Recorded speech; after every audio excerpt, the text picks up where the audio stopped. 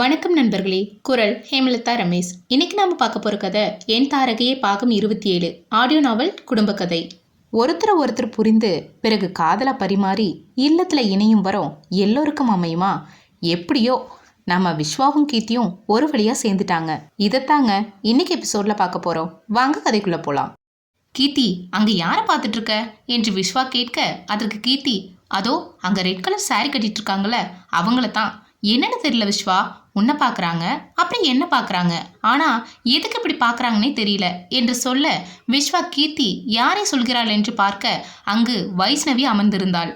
என்ன விஸ்வா, உனக்கு அவங்கள தெரியுமா என்று கேட்க, விஸ்வா தன் மனதில் இப்போ தான் இவகிட்ட ப்ரப்போஸ் பண்ணி மூவ் ஆன் ஆகலான்னு பார்த்தா இப்போ இவ கண்ணில் படுறா. இப்போ கீர்த்திக்கிட்ட இவளை என்னென்னு சொல்கிறது? யாருன்னு தெரியாதுன்னு சொன்னால் பொய் சொன்ன மாதிரி ஆகிரும். இவ தான் வைஷ்ணவின்னு சொன்னால் இவ தப்பாக எடுத்துக்குவாளா என்று பலவித கேள்விகள் தோன்றி மறைய, அப்போது கீர்த்தி சட்டென்று, ஐ திங்க் இதுதான் நீ சொன்ன வைஷ்ணவியா என்று கேட்க, விஸ்வா ஆமாம் என்பது போல தலையாட்டினான். ஹே, உண்மையா அது வைஷ்ணவியா? வாடா போய் பேசிட்டு வரலாம் என்றாள். கீர்த்தி சொல்லியது தான் காதில் வேறு விதமாக கேட்டுவிட்டதாக நினைத்து கொண்டு, இப்ப என்ன சொன்ன என்று மீண்டும் அவளை கேட்க, அதற்கு கீர்த்தி, அவங்க கிட்ட போய் பேசலான்னு சொன்னேன், காது அவுட் ஆகிருச்சா என்று கேட்க, அப்போது விஸ்வா, ஏண்டி அவ என்னோட எக்ஸ்ன்னு தெரிஞ்சுமா போய் பேசணும்னு சொல்ற? ஆமா விஸ்வா, போய் ஒரு தேங்க்ஸ் சொல்லிட்டு வரலாம் வா. தேங்க்ஸ் எதுக்கு? சும்மா கேள்வி கேட்டுட்டே இருக்காத. பாரு, அவங்க ஹஸ்பண்ட் பையனை கூட்டிட்டு போறாரு, வா நம்ம போலாம். நீ என்ன இன்ட்ரோ மட்டும் கொடு என்று சொல்லி அவனின் கையை பிடித்து வலுக்கட்டாயமாக எடுத்துக்கொண்டு போக, விஸ்வா, கடவுளே, இவ இப்ப என்ன செய்ய போறான்னு தெரியலையே என்று நினைத்து கொண்டு அவளின் பின்னால் சென்றான். கீர்த்தியும் விஸ்வாவும் தன்னை நோக்கி வருவதை பார்த்த வைஷ்ணவி எழுந்து நிற்க, விஸ்வா முதலில் அவளிடம் எப்படி இருக்க வைஷ்ணவி என்று ஆரம்பித்தான். விஸ்வா தன்னிடம் வந்து பேசுவதை நம்ப முடியாமல், நான் நல்லா இருக்கேன் என்று திக்கி திணறி பதில் சொல்லி கீர்த்தியை பார்க்க, உடனே விஸ்வா, இது கீர்த்தி, என்னோட ஒய்ஃப் என்றான். ஓ, ஹாய் கீர்த்தி என்று கையை நீட்ட கீர்த்தியும் தன் கையை கொடுத்தாள். உங்களை பத்தி விஸ்வா சொல்லியிருக்கான், உங்கள் லவ் ஸ்டோரி, அப்புறம் நீங்க பிரிஞ்சது எல்லாமே என்று சொல்ல வைஷ்ணவின் முகம் மாற ஆரம்பித்தது. வைஷ்ணவி, நீங்கள் கில்ட்டியாக ஃபீல் பண்ண ஒன்றும் இல்லை, இப்போ நான் உங்களுக்கு தேங்க்ஸ் சொல்ல தான் வந்தேன் என்று சொல்ல, வைஷ்ணவி அவளை எதற்கு தேங்க்யூ என்பது போல பார்க்க, நீங்கள் விஸ்வாவை விட்டுட்டு போனதால தான் இப்போ எனக்கு கிடைச்சிருக்கான், இவனால் இப்போ என்னோடய லைஃப் டோட்டலாக மாறிடுச்சு, அதுக்கு தான் தேங்க்ஸ், தேங்க்யூ ஸோ மச் என்று சொல்லி விஸ்வாவை பார்த்து, நீ இவங்ககிட்ட பேசணுன்னா பேசிட்டு வாடா என்று சொல்லி முன்னே செல்ல, விஸ்வா, நீ அன்னைக்கு எனக்கு குட் பை சொன்ன, இன்னைக்கு நான் உனக்கு குட் பை சொல்கிறேன், என்னை விட்டுட்டு போயிட்ட, அதனால் உன்னோட லைஃப் ஸ்பாயில் ஆகணும்னு நான் என்னைக்கும் நினச்சதில்லை, அது நீ சூஸ் பண்ண லைஃப், ஹாப்பியாக இரு என்று சொல்லி அங்கிருந்து செல்ல, வைஷ்ணவின் மனம், நீ குட் பை சொல்லிட்டு வந்தபோது அவனுக்கும் இப்படித்தானே இருந்திருக்கும் என்று அவளிடம் வாதிட, வைஷ்ணவி குற்ற உணர்ச்சியில் தலை குனிந்து நின்றாள். விஸ்வா வைஷ்ணவியிடம் பேசிவிட்டு வருவதை பார்த்த சிவன்யா, அண்ணா, நீங்கள் எதுக்கு இப்போ அவகிட்ட போய் பேசிகிட்டு இருக்கீங்க? கீர்த்திக்கு தெரிச்சா என்ன ஆகிறது என்று கேட்க, அப்போது சந்துருவும், ஆமாண்டா, இவ கேட்குறது சரிதானே, அங்கே பாரு, கீர்த்தி ஃபோன் பேசிகிட்டு இருக்கிறதால நீ தப்பிச்ச, இல்லைன்னா என்ன ஆகியிருக்கும் என்று அவன் பங்கிற்கு பேச, உடனே விஸ்வா, அட 2 பேரும் கொஞ்சம் அமைதியாக இருங்க, முதல்ல அவகிட்ட வந்து பேசணும்னு சொன்னதே அவதான், என்னடா சொல்ற என்று சந்துரு வாயை பிளக்க, அப்போது விஸ்வா அங்கு நடந்த அனைத்தையும் சொல்லி முடிக்க, சந்துருவும் சிவன்யாவும், அவளுக்கு அப்படிதான் வேணும், இப்போ ஃபீல் பண்ணுவாள்ல உங்களை மிஸ் பண்ணிட்டோமேன்னு, இதுதான் அவளுக்கு நீங்கள் தர பனிஷ்மெண்ட். அப்போது சந்துரு தன் அருகில் இருந்த சிவன்யாவிடம், ஒருவேளை கீர்த்தி இடத்துல நீயும் விஸ்வா இடத்துல நானும் இருந்து வைஷ்ணவி மாதிரி ஒரு எக்ஸ்லவர் இருந்தா என்ன பண்ணுவ என்று கேட்க, பொலி போட்டிருப்பேன். அவளைத்தானே? இல்லடா உன்னை என்று சொல்லி அவனின் கையை நறுக்கென்று கிள்ளி, இது மண்டபமாக இருந்ததால் தப்பிச்ச, இல்லைன்னு வச்சுக்க, அவ்வளவுதான் என்று சொல்ல, அப்போது விஸ்வா, சரி சரி சண்டை போடாதீங்க, வாங்க கிளம்பலாம், ஏண்டா இது அவ கிள்றதுக்கு முன்னாடி சொல்லியிருக்கலாம்ல என்று அவனை பார்த்து முறைக்க, விஸ்வா, விழுடா, இதெல்லாம் உனக்கு புதுசா என்ன என்று சொல்லி அவனின் தோள் மீது கை போட்டு அழைத்து கொண்டு சென்றான். அப்போது கீர்த்தி, அண்ணி, விஸ்வா வந்துட்டான், இனி நாங்கள் கிளம்புறோம் என்று சொல்லி ஃபோனை கட் செய்து, என்ன விஸ்வா பேசிட்டியா, கிளம்பலாமா என்று கேட்க, விஸ்வா கிளம்பலாம் என்றான். கீர்த்தி, நீ எப்படி இதை இவ்வளோ ஈஸியாக எடுத்துக்கிட்டுன்னு எனக்கு தெரியல, ஆனால் என்னால் உன்ன மாதிரி கண்டிப்பாக இருக்க முடியாது என்று சொல்ல, கீர்த்தி சிரிப்பை மட்டுமே அவனுக்கு பதிலாக தந்தாள். சிறிது நேரத்தில் விஸ்வாவும் கீர்த்தியும் ஒரு காரில் கிளம்ப, சந்துரு, சிவன்யா, துருவ் மூவரும் தங்களின் காரில் அவர்களை பின்தொடர்ந்தனர். அப்போது விஸ்வா கீர்த்தியை அடிக்கடி ஓரக்கண்ணில் பார்த்து கொண்டே காரை ஓட்ட, அப்போது கீர்த்தி, என்ன விஸ்வா என்றால் தன் புருவத்தை உயர்த்தியபடி. எப்படி கீர்த்தி நீ என் மேலே இவ்வளோ நம்பிக்கை வச்சிருக்க? யாராக இருந்தாலும் ஹஸ்பண்டோட எக்ஸ் லவரை பார்க்கும்போது கோபம் வரும். ஆனால் நீ அதை சாதாரணமாக எடுத்துக்கிட்டு அவகிட்ட போய் தேங்க்ஸ் சொல்கிற. விஸ்வா, இதில் என்ன இருக்குது? அவங்க உன்னை விட்டு போனதால தானே நீ எனக்கு கிடச்சிருக்க. அதான் நான் உங்களுக்கு தேங்க்ஸ் சொன்னேன். சொல்லப்போனால் நீயும் தேங்க்யூ சொல்லியிருக்கணும். இவ்வளவு க்யூட்டான பொண்ணு உனக்கு கிடைச்சதுக்கு என்று சொல்ல, ஆமாண்டி சொல்லியிருக்கணும், மிஸ் பண்ணிட்டேன் என்று சொல்லிக்கொண்டே காரை ஓட்ட, அப்போது அவன் மனதில் உண்மையாகவே நான் ரொம்ப லக்கி தான், உன்ன மாதிரி ஒரு லைஃப் பார்ட்னர் கிடைக்க என்று நினைத்து கொண்டே காரை ஈரோட்டை நோக்கி ஓட்டினான். சிறிது நேர பயணத்திற்கு பிறகு விஸ்வா அவளை வீட்டில் விட்டுவிட்டு ஆஃபீஸுக்கு செல்ல, கீர்த்தி தன் மாமியார்களுடன் கதை பேச ஆரம்பித்தாள். எக்ஸாம் எல்லாம் எப்படி எழுதியிருக்க கீர்த்தி என்றார் வாணி. அதெல்லாம் சூப்பராக எழுதியிருக்காத்த. ஆமாம், இதே மாதிரி தான் வினியும் சொல்கிறா, ஆனால் மார்க்கு என்று சொல்லி ராஜி சிரிக்க, உடனே கீர்த்தி, அத்தை நீங்கள் ரொம்ப ஷார்ப் என்றாள். அப்போது வாணி ராஜியிடம், அக்கா நாம் நாளைக்கே ஜோசியரை வர சொல்லிடலாமா? கீர்த்தியும் வந்தாச்சு, நாளைக்கு ஞாயிற்றுக்கிழமை, எல்லோரும் வீட்டில் தான் இருப்பாங்க என்று கேட்க, சரி உங்கள் மாமா வரட்டும், நான் நைட் ஜோசியருக்கு ஃபோன் பண்ண சொல்கிறேன் என்றார். ஆஹா, வினி மேரேஜ் பற்றி முடிவெடுக்கத்தான் வர சொல்கிறாங்க போலையே என்று நினைத்து கொண்டு, அத்தை எதுக்கு ஜோசியர் என்றால் தெரியாத மாதிரி. வினிக்கு அடுத்த மாதத்தோட படிப்பு முடியுதுலம்மா, அதான் இப்போ இருந்தே மாப்பிள்ளை பார்க்க ஆரம்பித்தா தான் சரியாக இருக்கும் என்றார் ராஜி. நீ வரட்டுன்னு தான் ஜாதகம் பார்க்காம வெயிட் பண்ணிட்டு இருந்தோம். என்னத்தை நீங்களே பார்த்துருக்கலாம்ல. அது எப்படி இந்த வீட்டு மருமகன் நீ இல்லாமல் ஜாதகம் பார்க்க முடியும்? எங்களுக்கு அப்புறம் வினியை பார்த்துக்க போகிறது நீயும் விஸ்வாவும் தான். அப்போ நீ இருக்கணும்ல, உன்னை விட்டுட்டு எப்படி என்று கேட்க, கீர்த்தி தன் பொறுப்புகளையும் கடமைகளையும் உணர ஆரம்பித்தாள். விஸ்வா இரவு 9 மணிக்கு வீட்டுக்கு வந்துவிட அனைவரும் ஒன்றாக அமர்ந்து சாப்பிட ஆரம்பித்தனர். அப்போது ராஜசேகர், டே விஸ்வா, நாளைக்கு என்ன பிளான் வச்சிருக்க என்று கேட்க, அதற்கு அவன், எதுவும் இல்லைப்பா என்றான். சரி, நாளைக்கு 11 மணிக்கு ஜோசியர் வர சொல்லியிருக்கோம். நம்ம முன்னாடி பேசின மாதிரி வினி ஜாதகத்தை பார்த்துடலாம், குருபலன் வந்திருக்கான்னு. சரிப்பா என்று சொல்லி சாப்பிட்டு முடித்துவிட்டு தன் அறைக்கு சென்றான். அப்போது வாணி, சரிம்மா நீயும் போய் சீக்கிரமாக தூங்கு, நேராச்சு என்று சொல்ல, கீர்த்தியும் அங்கிருந்து சென்றாள். அனைவரும் சாப்பிட்டு விட்டு ஹாலில் வினியின் ஃபோனுக்காக காத்து கொண்டிருக்க, அப்போது வாணி முத்துக்குமாரை பார்த்து, என்ன யோசிச்சுட்டு இருக்கீங்க என்று கேட்டார். அப்போது அவரின் குரலில் சுயநிலைக்கு வந்த முத்துக்குமார், எல்லாம் நம்ம விஸ்வாவை பற்றி தான் என்றார். அவனை பற்றி என்ன யோசிக்கிறீங்க? விஸ்வா இப்பெல்லாம் ரொம்ப மாறிட்டான்ல. எப்பவும் 11 மணிக்கு மேலே தான் வருவான், ஆனால் இப்பெல்லாம் சீக்கிரமாக வந்துடுறான். அதிகமாக கோவப்படுறதில்ல, பொறுமையாக இருக்கான். ஆமாங்க, இப்போ தான் நம்ம பழைய விஸ்வா நமக்கு திரும்ப கிடச்சிருக்கான் என்றார் வாணி. இதுக்கெல்லாம் காரணம் கீர்த்தி தான். இவளால் தான் அவன் இவ்வளோ மாறி இருக்கான்.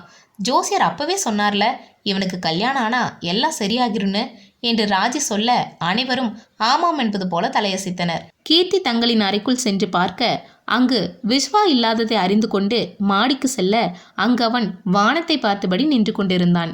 விஸ்வா, இங்கே என்ன செய்யற? ஒன்றும் இல்லை கீர்த்தி, சும்மாதான் என்றான் அவளை தன்னோடு சேர்த்து அணைத்தபடி. விஸ்வா, இந்த ஸ்டார்ஸ் எல்லாம் எவ்வளோ அழகா இருக்குல்ல? ஆமா கீர்த்தி, ஆனால் உனக்கு முன்னாடி அதெல்லாம் கம்மி தான். பாடுறா, உனக்கு இப்படியெல்லாம் பேச தெரியுமா என்று ஆச்சரியமாக கேட்க, அதுக்கு அவன், இதெல்லாம் வெறும் சாம்பிள் தான் கீர்த்தி, இதுக்கு மேலே பேசுவேன். கீழே உன்னை பற்றி தான் ஓடிட்டுருக்கு. என்ன பற்றியா?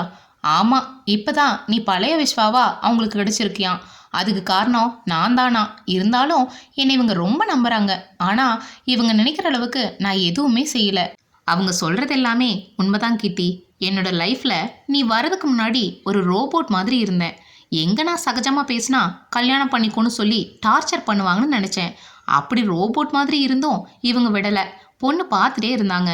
ஆனால் வந்த பொண்ணுக்கு எல்லாமே என்னோட கண்டிஷனை கேட்டு தெரிச்சிட்டாங்க. ஆனால் நீ மட்டும்தான் ஓகேன்னு சொன்ன. இப்போ உன்னோட சைல்டிஷ் கேரக்டர் வச்சு என்னை மொத்தமாக கவுத்துட்ட என்று சொல்லி அவளின் கன்னத்தில் தன் இதழை பதிக்க, கீர்த்தி வெட்கத்தில் நின்றாள். என்னால் இன்னமும் நம்ப முடியல கீர்த்தி.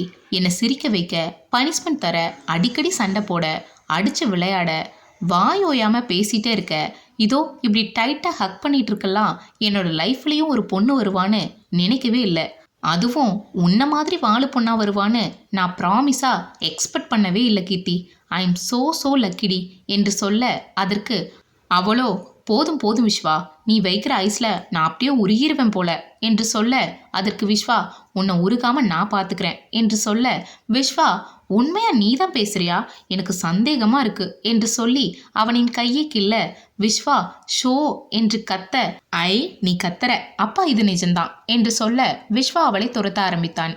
சிறிது நேரம் அவனுக்கு போக்கு காட்டிய கீர்த்தி இறுதியில் அவனிடம் சிக்கிக்கொள்ள விஸ்வா அவனின் கையை வளைத்து பிடித்து கொண்டு சிக்னியா சிக்னியா என்று அவளின் தலையில் கொட்டு வைக்க, அப்போது கீர்த்தி கடவுளே என்னை இவங்கிட்ட இருந்து காப்பாத்து என்று சொல்ல, அப்போது அவளின் குரலுக்கு செவி சாய்த்தது போல மலைத்துளி பூமியை நோக்கி வந்தது. அந்த மலைத்துளி இவர்களின் மீது விழ உடனே விஸ்வா அவளின் கையை தன்னிடமிருந்து விடுவித்து, வா கீர்த்தி உள்ள போலாம், மழையில நனைஞ்சா உடம்பு சரியில்லாம போயிரும் என்று சொல்ல, அவளும் ஆமா விஸ்வா வா உள்ள போலாம் என்று நல்ல பிள்ளை போல அவனுடன் சென்றாள். கீர்த்தி ட்ரெஸ் எல்லாம் ஈராகிருச்சு பாரு, போய் சேஞ்ச் பண்ணிட்டு வா என்று சொல்ல கீர்த்தி ட்ரெஸ்ஸிங் ரூமுக்குள் செல்ல விஸ்வாவும் தன் உடைகளை மாற்றிவிட்டு மெத்தையில் சரிந்து கொள்ள, அப்போது உடையை மாற்றிவிட்டு வெளியே வந்த கீர்த்தி, டேய் நீ ட்ரெஸ் சேஞ்ச் பண்ணாமலேயே படுத்துட்டியா? பெட்டெல்லாம் ஈராகிரும், முதல்ல எழுந்திரி என்று சொல்ல, நான்லாம் ஆல்ரெடி சேஞ்ச் பண்ணியாச்சு, நீ வந்து லைட் ஆஃப் பண்ணிட்டு வந்து படு என்று சொல்ல கீர்த்தியும் லைட் ஆஃப் செய்துவிட்டு வந்து அவளின் இடத்தில் படுத்துக்கொண்டாள். அப்போது மழையின் அளவு அதிகமாக இடியும் மின்னலும் மாறி மாறி வர ஆரம்பிக்க அதில் பயந்து போன கீர்த்தி, விஸ்வா இடி வருது என்னை பிடிச்சிக்கோ என்று கண்களை இறுக்கமாக மூடியபடி சொல்ல விஸ்வா சிரித்து கொண்டே, ஏண்டி இதுக்கெல்லாமா பயப்படுவ? சின்ன வயசுலேருந்தே இடினா பயம், பிடிச்சிக்கோ விஸ்வா ரொம்ப பயமா இருக்கு என்று சொல்ல உடனே விஸ்வா அவளை தன்னோடு சேர்த்து அணைத்து கொண்டான். கீர்த்தி என்ன விஸ்வா, ஐ நீட் யூ கீர்த்தி என்று சொல்ல அவன் கேட்க வருவதன் அர்த்தம் புரிந்தவளாக அவன் மார்பில் முகத்தை புதைத்து தன் சம்மதத்தை மறைமுகமாக தெரிவிக்க உடனே விஸ்வா அவளை முழுவதுமாக ஆட்கொள்ள ஆரம்பித்தான். அடுத்த நாள் காலையில் முதலில் விஸ்வா கண் விழிக்க, அப்போது தன் மார்பின் மீது ஒரு குழந்தை போல தலை வைத்து உறங்கும் தன்னவளின் தலையை கோதியபடி மேலும் அவளை தன்னோடு சேர்த்து அணைத்து மீண்டும் உறங்க ஆரம்பித்தான். காலை 8 மணிக்கு விஸ்வாவின் போன் அடிக்கும் சப்தம் கேட்டு கீர்த்தி கண்பிடிக்க, அப்போது Vishwa good morning Mrs Vishwa என்று சொல்லி அவளின் நெற்றியில் தன் இதழ் பதித்து அவளை பார்த்து கொண்டே போனை எடுக்க, அப்போது அவனின் பார்வையை எதிர்கொள்ள முடியாமல் தன் உடைகளை எடுத்துக்கொண்டு குளிக்க செல்ல விஸ்வா அவளின் செய்கையை பார்த்து சிரித்து கொண்டே போனை அட்டன் செய்து, சொல்லுடா சந்துரு என்றான். என்னடா டிஸ்டர்ப் பண்ணிட்டுனா? டிஸ்டர்ப் பண்ணிட்டு கேட்குறான் பாரு கேள்வி என்று நினைத்து கொண்டு, அதான் பண்ணிட்டல சொல்லு என்ன விஷயம்? நேற்று ராஜியம்மா ஃபோன் பண்ணியிருந்தாங்க, ஜோசியர் வீட்டுக்கு வராங்கன்னு. நாங்கள் வரும்போது அப்படியே அவரை கூட்டிகிட்டு வந்துடுறோம், அதை சொல்லத்தான் கூப்பிட்டேன். ஏண்டா இது அவங்களுக்கே கூப்பிட்டு சொல்ல வேண்டியது தானே? அவங்க ஃபோனை எடுத்தா ஏண்டா நான் உனக்கு கூப்பிட போகிறேன்? சைலண்டில் போட்டிருப்பாங்க போல, எடுக்கவே இல்லை. சரி சரி சொல்லிடுறேன், நீ எப்போ வர?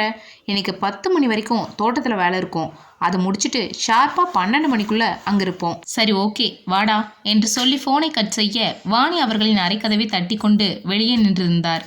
விஸ்வா தன் மனதில் சரி ஓகே வாடா என்று சொல்லி ஃபோனை கட் செய்ய வாணி அவர்களின் அறைக்கதவை தட்டி கொண்டு வெளியே நின்றிருந்தார். விஸ்வா தன் மனதில் வாவ் காஃபி வந்துருச்சு போலியே என்று நினைத்து கொண்டு கதவை திறக்க, அப்போது அவன் நினைத்தது போல வாணி காஃபியுடன் நின்றிருந்தார். தேங்க்யூ சித்தி, இப்போ நான் காஃபிக்கு கீழே வரலான்னு நினச்சேன், அதுக்குள்ளே நீங்களே கொண்டு வந்துட்டீங்க. உனக்கு எழுந்ததும் காஃபியில் தானே கண்ணு முழிப்ப? மணி 9 ஆச்சு, எப்படி நீ எழுந்திருப்பேன்னு தெரியும், அதான் காஃபி எடுத்துகிட்டு வந்தேன். ஆமாம் கீர்த்தி எங்க? அவள் குளிக்கிறா சித்தி. சரிடா நீயும் குளிச்சுட்டு வா, டிஃபன் சாப்பிட்லாம். சரி சித்தி. இப்போ சந்துரு ஃபோன் பண்ணா, அம்மா நேற்று அவங்ககிட்ட சொல்லியிருக்காங்க வினிக்கு ஜாதகம் பார்க்குறத பற்றி. ஆமாண்டா, அப்போ நானும் கூட தான் இருந்தேன். ஓ அப்படியா? ஆமாம், அவன் வரும்போது ஜோசியரை கூட்டிகிட்டு வரேன்னு சொல்லிட்டான். நீங்கள் அப்பா சித்தப்பா கிட்ட சொல்லிடுங்க அவரை கூப்பிட போக வேண்டான்னு. சரிடா, நைட் சித்தப்பா தான் போகிற மாதிரி இருந்துச்சு, நான் அவர்கிட்ட சொல்லிடுறேன் என்று சொல்லி அங்கிருந்து செல்ல விஸ்வா காஃபியை குடித்தபடி அங்கிருந்த சோஃபாவில் அமர்ந்தான். அப்போது கீர்த்தி குளித்துவிட்டு வெளியே வர டேபிள் மீது இருந்த காஃபியை பார்த்து, பரவாயில்லையே விஸ்வா, காஃபியெல்லாம் எடுத்துகிட்டு வந்திருக்க என்று சொல்லிக்கொண்டே காஃபியை கையில் எடுக்க, அப்போது விஸ்வா, காஃபி நான் எடுத்துகிட்டு வரல, சித்தி தான் கொண்டு வந்தாங்க. ஓ அதானே பார்த்தேன், நீ தான் சரியான சோம்பேறியாச்சே. யாரு?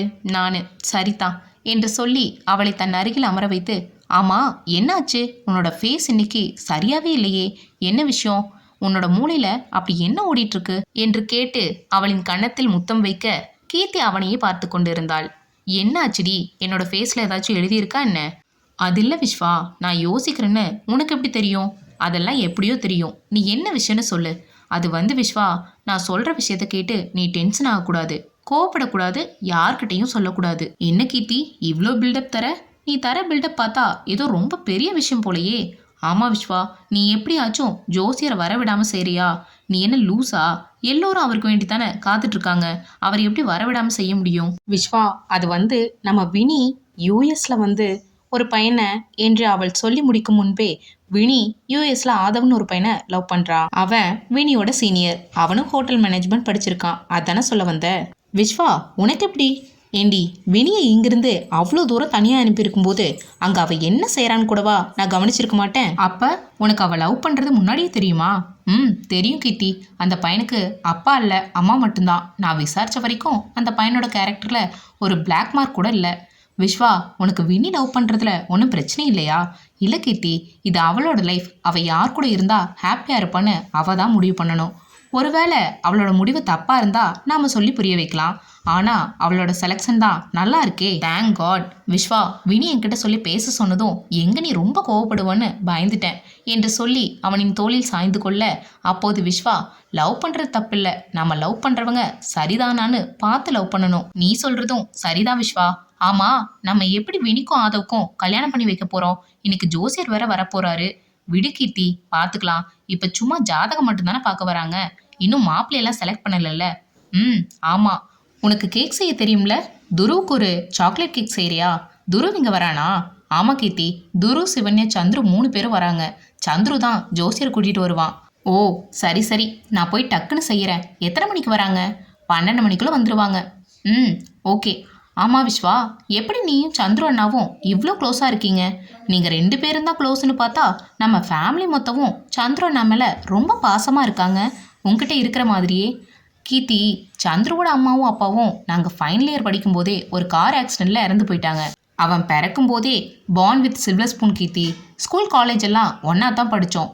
தினமும் என்னை பிக்கப் ட்ராப் அவன் தான் பண்ணுவான். அவங்க அம்மா அப்பா இறந்ததுக்கப்புறம் நம்ம ஃபேமிலி தான் அவனுக்கு எல்லாமே.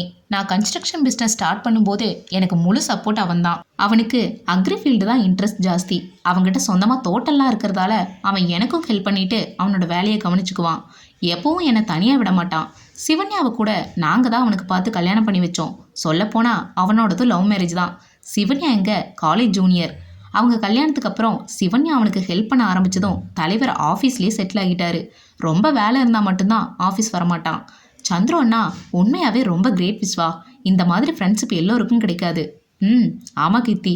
விஸ்வா, நேற்று சிவன்யா அக்கா கிட்ட வைஷ்ணவியை காட்டி யாருன்னு கேட்டதுக்கு தெரியல கீர்த்தி, யாரோ பார்த்துட்டு போகிறாங்க, நீ அவங்கள கவனிக்காதுன்னு சொல்லி அப்படியே பேச்சை மாற்றிட்டாங்க. நான் அவங்கள தெரிஞ்சுக்க கூடாதுன்னு நினச்சிருக்காங்க போல. இருக்கலாம் கீர்த்தி, சிவன்யா கொஞ்சம் பொசசிவ் டைப். அதனால் உன்னையும் அதே மாதிரி நினச்சிருக்கலாம். அப்படி கூட இருக்கலாம். சரி விஸ்வா, நீ போய் டக்குன்னு ரெடியாகி கீழே வா. நான் உனக்கும் சேர்த்தியே கேக் பேக் பண்ணுறேன் என்று சொல்லி காஃபி கப்புகளை எடுத்துக்கொண்டு கீழே செல்ல விஸ்வா தன் உடைகளை எடுத்துக்கொண்டு குளியல் அறைக்குள் புகுந்து கொண்டான். குட் மார்னிங் அத்தை என்று சொல்லி கீர்த்தி சமையல் அறைக்குள் நுழைய அப்போது மதியத்திற்கு சமையல் தடபுடலாக நடந்து கொண்டு இருந்தது. வாமா கீர்த்தி, ரெடி ஆகிட்டியா என்று ராஜி கேட்க, ரெடி அத்தை என்றாள் கீர்த்தி. ஆமா, வாணியத்தை எங்க காணோம்? கார்டனில் உன்னோட 2 மாமாவும் உட்காந்து பேப்பர் படிச்சுட்டு இருக்காங்க. அவங்களுக்கு காஃபி எடுத்துகிட்டு போனாமா? ஓ, சரி சரி அத்தை. நீங்கள் எனக்கு மைதா மாவு எங்கே இருக்குன்னு சொல்லுங்கள். மைதா மாவா? எதுக்குமா? துரு வரான்ல, அவனுக்கு கேக் செய்ய. உனக்கு கேக் செய்ய தெரியுமா? தெரியும் அத்தை. கையிலுக்கு நான் தான் எப்போவுமே கேக் செஞ்சு தருவேன். அப்படியா? சரி சரி, இதோ இங்கே தான் மைதா மாவு இருக்குது. இதில் கேக் செய்ய தேவையான பொருள் எல்லாமே இருக்குது. வேற ஏதாச்சும் வேணும்னா கேளுமா. சரிங்க அத்தை என்று சொல்லி கேக் செய்ய ஆரம்பித்தாள். விஸ்வா குளித்து ரெடியாகி கீழே வர ராஜசேகரும் முத்துக்குமாரும் கார்டனில் இருப்பதை பார்த்து அவர்களுடன் சென்று அமர்ந்து கொண்டான். காலை டிஃபனையும் கார்டனிலேயே பரிமாறிவிட இது அனைவருக்கும் ஒரு புது அனுபவமாக இருந்தது. என்ன திடீர்னு இன்னைக்கு எல்லாருமே கார்டனுக்கே வருது என்றார் முத்துக்குமார். எல்லாம் கீர்த்தியோட ஐடியா தான். எப்போவுமே உள்ளதானே சாப்பிடுவோம், இன்னைக்கு வெளியே உட்காந்து சாப்பிட்லான்னு சொன்னான் என்றார் ராஜி. அப்போது விஸ்வா, இப்படி சாப்பிட்றதும் நல்லா தான் இருக்குது. இனி ஒவ்வொரு சண்டேவும் மார்னிங் பிரேக்ஃபாஸ்ட் இப்படி தான். சரிடா, நீ சொன்ன மாதிரியே செஞ்சிடலாம் என்றார் வாணி. கீர்த்தி செய்த கேக்கை எடுத்து அனைவருக்கும் வைக்க அதை முதலில் எடுத்து சாப்பிட்டு பார்த்த Vishwa, wow Keerthi, it was amazing என்று சொல்ல அவனை தொடர்ந்து மற்ற அனைவரும் அவளை பாராட்டி தள்ள கீர்த்தி வாழ்த்து மலையில் நனைய ஆரம்பித்தாள். ஏண்டா, நம்ம ஹோட்டலில் கூட இந்த மாதிரி கேக் கிடைக்காதுல்ல என்று ராஜசேகர் கேட்க, இல்லைண்ணா, கண்டிப்பாக இந்த அளவுக்கு டேஸ்ட்டாக கிடைக்காது என்றார். மாமா, நீங்கள் கேக் நல்லா இருக்குன்னு சொல்லுங்கள், நான் ஒத்துக்கிறேன். ஆனா ஒரு செஃப் ரேஞ்சுக்கெல்லாம் என்னை இமேஜின் பண்றது ரொம்ப தப்பு மாமா என்று சொல்ல அந்த இடமே சிரிப்பொலியால் நிறைந்தது. அப்போது விஸ்வாவுக்கு ஃபோன் வர அதை எடுத்து பேசி முடித்தவன், சந்துரு தான் ஃபோன் பண்ணியிருந்தான். சிவன்யாவும் சந்துருவும் ஜோசியரை கூட்டிட்டு வந்துட்டு இருக்காங்களாம். இன்னும் கொஞ்ச நேரத்தில் வந்துருவாங்களாம். வாங்க எல்லோரும் உள்ள போலாம் என்று சொல்லி அங்கிருந்து செல்ல அவனை தொடர்ந்து அனைவரும் உள்ளே சென்றனர். ஹாலில் அனைவரும் டிவியை பார்த்து கொண்டு அமர்ந்திருக்க அப்போது விஸ்வாவின் பார்வை கீர்த்தியை விட்டு அகலாமல் தன் பார்வை மொத்தத்தையும் அவளின் மீது பிடித்தபடியே அமர்ந்திருந்தான். கீர்த்தி அவனின் பார்வையை எதிர்கொள்ள முடியாமல் சட்டென்று சமையலறைக்குள் புகுந்து கொண்டாள். இதை அவளிடமிருந்து ஏற்கனவே எதிர்பார்த்த விஸ்வா தன்னையும் அறியாமல் சிரித்துவிட அதை பார்த்த முத்துக்குமார், என்ன ஆச்சுடா என்று கேட்க உடனே விஸ்வா தன்னைத்தானே சுதாரித்து கொண்டு, ஒன்றும் இல்லை சித்தப்பா, டிவியில் வந்த ஜோக்குக்கு சிரிச்சேன் என்று சொல்ல முத்துக்குமாரும் ராஜசேகரும் ஒருவரை ஒருவர் பார்த்து கொண்டனர். என்ன கீர்த்தி, நீ ஹாலிலேயே இருக்கலாம்ல? இல்லத்த, உங்களுக்கு ஹெல்ப் பண்ணலான்னு தான். அதுதான் நீ ஆல்ரெடி பண்ணிட்டியே. நான் என்ன பண்ணேன்? துருவுக்கு கேக் பண்ணல, அதுவே எங்களுக்கு பெரிய ஹெல்ப் தான். அவன் ஒவ்வொரு தடவையும் ஏதாச்சும் வித்தியாசமா கேட்பான். இன்னைக்கு அந்த டென்ஷன்ல இருந்து எங்களுக்கு ரிலீஃப் என்று வாணி சொல்ல ராஜியும் ஆமாம் என்பது போல தலையசைத்தார். வேலை எல்லாமே முடிஞ்சிருச்சுமா, இதோ இந்த சிக்கன் கிரேவி கொதிச்சிருச்சு. இப்போ இதை எடுத்து ஹாட் பேக்கில் ஊற்றினா வேலை முடிஞ்சுது என்று சொல்லி அதை ஹாட் பேக்கில் ஊற்றி கொண்டு இருக்கும்போது சந்துருவும் சிவன்யாவும் ஜோசியரை அழைத்து கொண்டு உள்ளே வர அப்போது துரு நேராக சமையலறைக்குள் ஓடி வந்து, பாட்டி, இன்னைக்கு எனக்கு என்ன செஞ்சிருக்கீங்க என்று கேட்டான். வாணி சொல்லியதை போலவே. பாத்தையா கீர்த்தி, நான் தான் உங்ககிட்ட சொன்னேன்ல துரு வந்ததும் கேட்பான்னு என்று சொல்லிக்கொண்டே அவனுக்கு கேக்கை எடுத்து தர அதை பார்த்தவன் கண்கள் விரிய, என்னோட ஃபேவரட் சாக்லேட் கேக், தேங்க்யூ பாட்டி என்று சொல்ல அதற்கு வாணி, இது உன்னோட சித்தி தான் செஞ்சாங்க என்று கீர்த்தியை கை காட்ட உடனே துரு அவளின் கால்களை கட்டி கொண்டு, தேங்க்யூ சித்தி என்று சொல்லி அங்கிருந்து கேக்கை எடுத்துக்கொண்டு, சித்தி எனக்கு கேக் பண்ணியிருக்காங்க, எல்லோரும் பாருங்க என்று சொல்லிக்கொண்டே வெளியே ஓட அப்போது துருவின் செயல் கீர்த்திக்கு கயலை ஞாபகப்படுத்த அவளின் கண்கள் கலங்க ஆரம்பித்தது. அத்தை, நீங்க போங்க, நான் எல்லோருக்கும் டீ போட்டு எடுத்துட்டு வரேன் என்று சொல்ல, சரிம்மா நீ எடுத்துட்டு வா என்று சொல்லி ராஜியும் வாணியும் வெளியே செல்ல கீர்த்தி தன் கண்ணீரை துடைத்து கொண்டு டீ போட ஆரம்பித்தாள். அப்போது சிவன்யா, ஹாய் கீர்த்தி, டீ ரெடியா என்று கேட்டுக்கொண்டே உள்ளே வர, இதோ ரெடியாகிட்டே இருக்குக்கா என்றாள் கீர்த்தி. நேத்து சந்துரு சிக்னல் கொடுத்து விஸ்வா அண்ணாவை கூட்டிட்டு போனான்ல? ஆமாக்கா, அது எதுக்கு, நீ கண்டுபிடிச்சியா? இல்லையேக்கா, எல்லாம் உங்க விஷயமா தான் கீர்த்தி. எங்க விஷயமாவா? ஆமா, சந்துரு தான் உனக்கு ப்ரப்போஸ் பண்ண சொல்லி ஐடியா தந்திருக்கான் போல. கீர்த்தி கிட்ட லவ் யூ சொல்லிட்டியான்னு கேட்டிருக்கான். ஓ, இதுக்கு தான் விஸ்வாவை தனியாக கூட்டிட்டு போனாரா? ஆமா கீர்த்தி, நீ விஸ்வா அண்ணா ப்ரப்போஸ் பண்ணா உடனே ஒத்துக்காத, கொஞ்சம் விட்டுப்பிடி என்று சொல்ல கீர்த்தி தன் மனதில் எங்க போய் விட்டு பிடிக்கிறது என்று நினைத்து கொண்டு, ஓகேக்கா, நீங்க சொன்ன மாதிரியே பண்ணிடலாம். இதை நான் சொன்ன மாதிரி காட்டிக்காத, அப்புறம் 2 பேரும் உஷாராகிருவாங்க. ஓகேக்கா என்றாள் கீர்த்தி. சிறிது நேரத்தில் இருவரும் டீயை எடுத்துக்கொண்டு வெளியே செல்ல அப்போது ஜோசியர் விடியன் ஜாதகத்தை கணிக்க ஆரம்பித்திருந்தார். கீர்த்தி அனைவருக்கும் டீயை தந்துவிட்டு விஸ்வாவின் அருகில் சென்று அமர அவனோ, நீ என்கிட்ட இருந்து எங்க எஸ்கேப் ஆகி போனாலும் கடைசியில் என்கிட்ட தான் வந்தாகணும் என்பது போல பார்க்க கீர்த்தி யாருக்கும் தெரியாமல் அவனை கிள்ளினாள்.